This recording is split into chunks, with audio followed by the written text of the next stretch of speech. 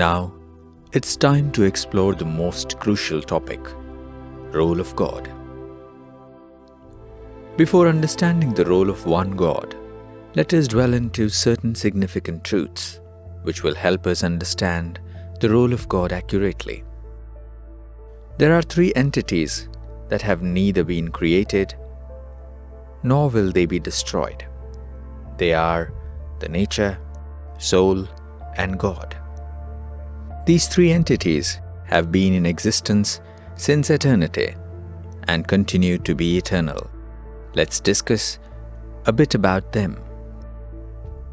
Nature comprises of everything that is physical in this world, which is made up of the five elements: earth, water, air, fire, and ether. It includes all that is matter, like atoms, molecules, bodies of all living beings, plants, trees, materials, and such other things. They undergo changes in their form, shape, size, and other characteristics from time to time. Souls, which are the life energy of every living being, are immortal. However, they undergo transformation in their virtues and qualities, from high to low and vice versa, as they enter into the cycle of birth and death. They get influenced. God, being eternal, is beyond change. He does not enter into the cycle of birth and death. He is always complete in all respects and full of every conceivable divine virtue. He is beyond any influence. God never undergoes transformation of any kind, be it qualitative or quantitative.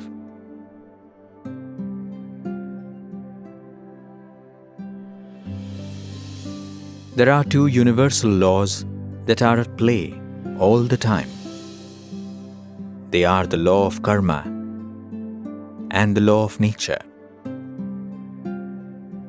Let's understand what they are, how they affect us, and what God does and doesn't through the course of these laws. When souls are in their bodies, they are living beings. Human souls in human bodies are human beings.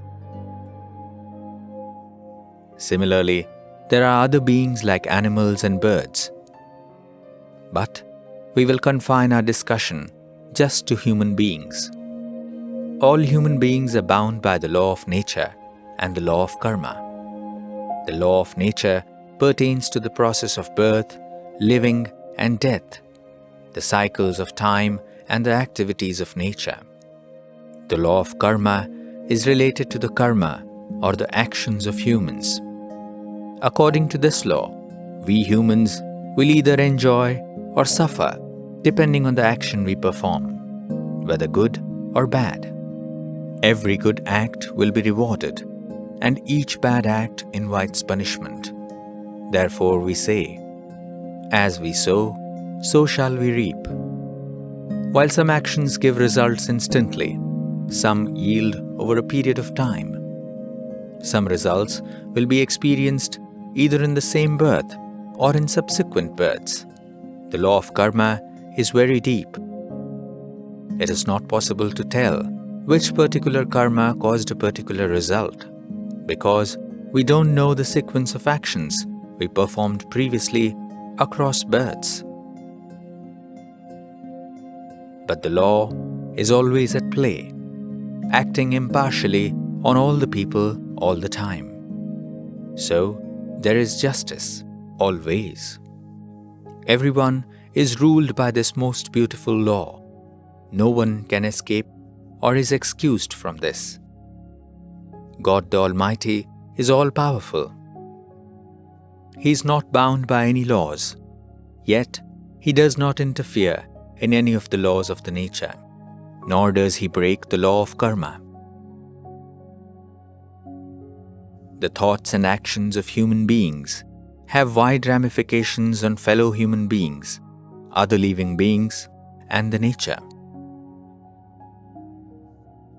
Every good act gives so much of happiness contentment, and peace within and around.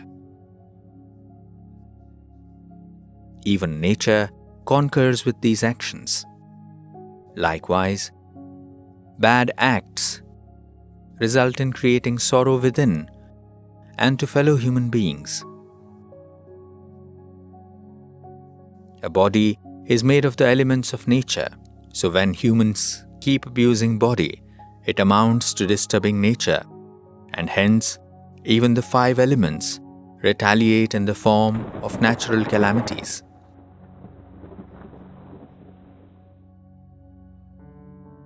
Repeated bad acts weaken a person morally and spiritually.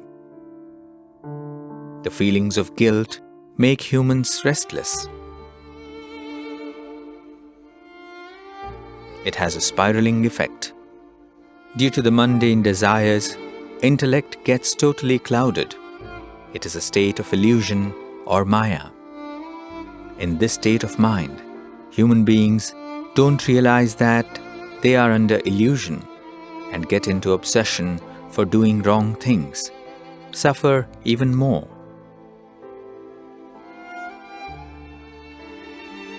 Sometimes they even derive sadistic pleasure from it and get themselves locked in the vicious cycle. But the law of karma catches every culprit. The law punishes them. As a result, people land in a variety of circumstances which are hard and punishing.